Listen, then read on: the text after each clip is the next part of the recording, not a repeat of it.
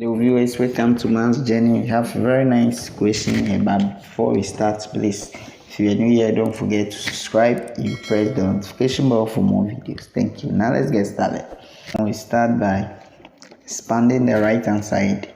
So I will have my 2x to the power 2 minus 1 equals my 2.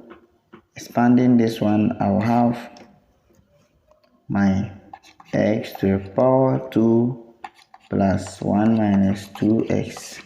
So now I'll have my 2x to the power 2 minus 1 equals, multiplying this one, I'll have my 2x to the power 2 plus 2 minus 4x.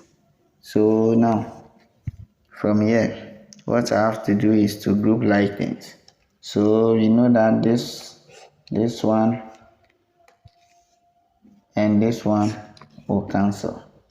So grouping like terms, I'll have my negative 1 minus 2 equals my negative 4x. This one gives me negative 3 equals negative 4x. Dividing both sides, making x the subject, I'll have my 3 divided by 4 equals my x.